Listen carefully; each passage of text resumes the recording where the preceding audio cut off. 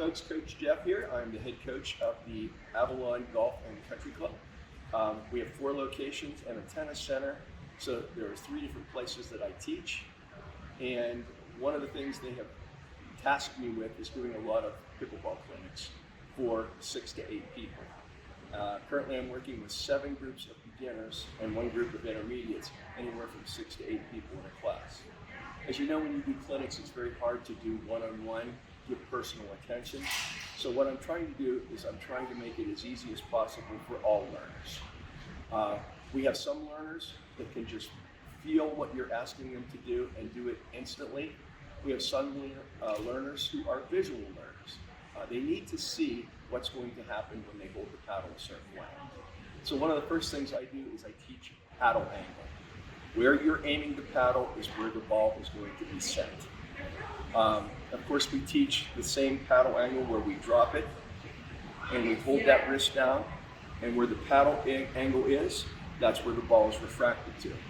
But some people can't see that. They can't see and they can't imagine what's going to happen.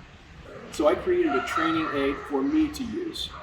If it works for you, feel free to use it. If it doesn't, that's okay too. But I created it for me to use for my visual learners. And I want to show it to you right now.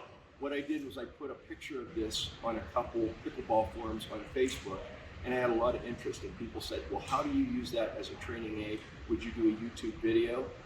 This is my first YouTube video. Might be my last, I don't know, but here's what I created. This is it, folks. It's very simple. It was $8. I went to the hardware store, and what I did was I bought a tube extender for a sink. It's a 12-inch tube extender. It's 1.5 inches wide. It's very lightweight. And what I did was I took Gorilla Tape and I glued inside here to this old paddle I had, and then I put it around it here, and it's very stable. And because there's threads on both sides, it becomes very portable as well. So all I have to do when I get to my location, I screw it in, and it's nice and tight, and it doesn't move. Okay, so how do you use this training device with your students? The way I like to do it is I like to throw a ball, and I will toss a ball. I'll ask them to present their paddle, and if they can tap it back to me in a consistent manner, I know they've got it. They don't need this. So I will take those people in my clinic and I'll put them on a different court, and I'll ask them to practice with each other, throwing the ball and eventually putting paddle to paddle. But for those people who have visual problems learning where the paddle should be, I'll use this training device. So I'll demonstrate to them by giving the proper technique, proper wrist bend, and show them where that ball is going to go. And I'll do this a couple times. I'll lift that ball, I'll steer, I'll guide that ball over using this device, showing them that the successful ball flight is going to be 1 foot to 2 feet over the net. Then I'll take my student and I'll have them repeat the process. A lot of times they'll do this. They'll use their wrist with it. And if they do, look what happens. It shows it's going to be not a successful thing.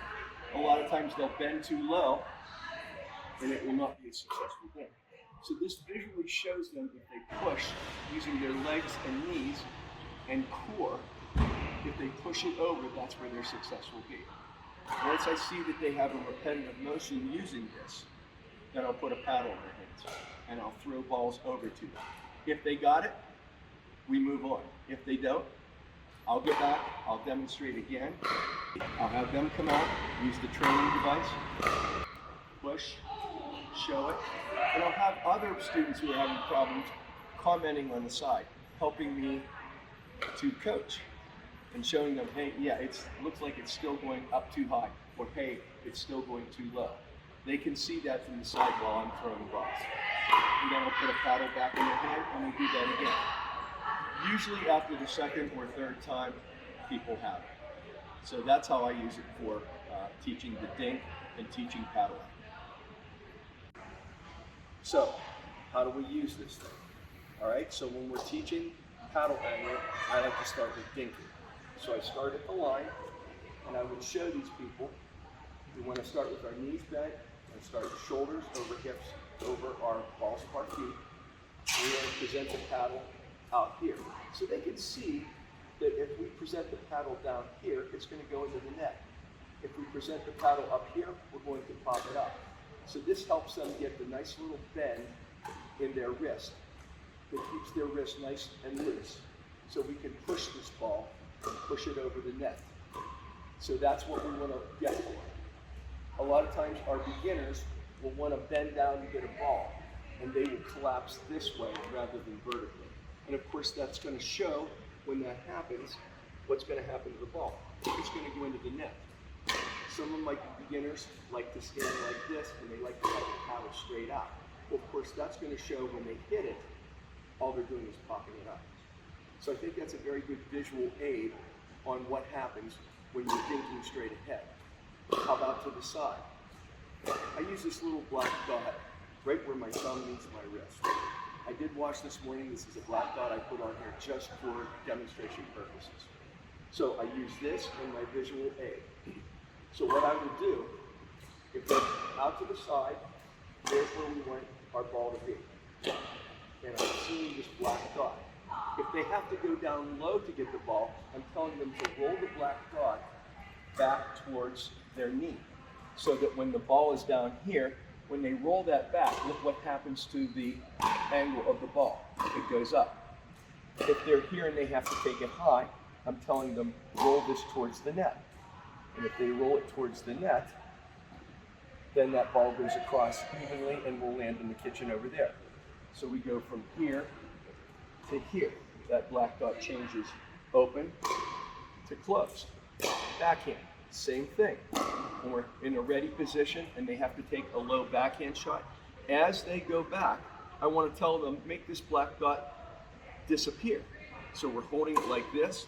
As they roll that black dot down towards the ground, our paddle angle changes to correctly show the ball going over the net. As they bring it back up and have to hit a high shot, we tell them show more of the black dot. And as that happens, we get the correct paddle angle to hit the ball over the net. So that really helps them on dinking, and it really shows them what happens with that ball, how it's going to react off the face, where they hit it, and we'll talk about pace later. Okay, we're going to talk about how to use this on serve. One of the problems I have with beginners on the serve is they don't know where to hold the ball. Some will hold the ball way out here, some will hold it too low. And I want to show them by using this training tool where the ball is going to go. Of course, we want to teach an underhand serve, and I like to use bowling as a serve idea. So when they hit the ball, they're hitting it low to high. So some of my beginners like to hold the ball out here. Well, if they do that and they drop it, it shows them it's going to pop straight up. And of course, that's not what we want. Some of them hold it too low, and when they strike it here, unless they put tremendous amount of pace and topspin on it, it's not going to be a good serve. It's going to hit the net or it's going to go out long. So this just gives them an idea of where they want to keep the ball in front of them, like the ball in front of them. So when we're dropping it, we want to drop it, time it so that it hits right here, and it shows them it's going to clear the net and land in the other side. So I like this to use as a training aid for swimmers as well. We like to teach overhead slams, not necessarily for beginners, but for advanced beginners and intermediates. Where do we teach an overhead slam? I like to teach high five.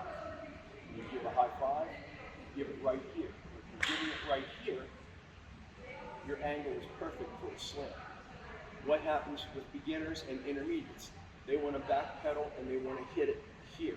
Well, what happens when they hit it here? Look at the angle. It shows them the angle where the ball's going to go, not where they want it. What also happens? They try to reach over the net and hit it down like this. Where's the ball going to go? Into the net.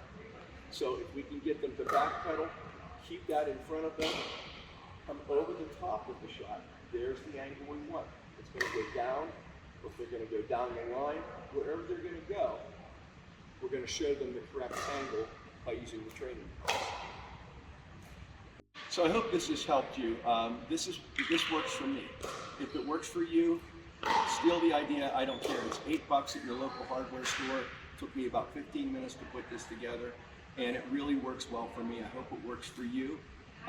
If my training methods, the way I'm using that works for you, please feel free to use them. If not, if you have something better, I'm fine with that. It doesn't have to be this way. This is what works for me, and I hope you've enjoyed this video.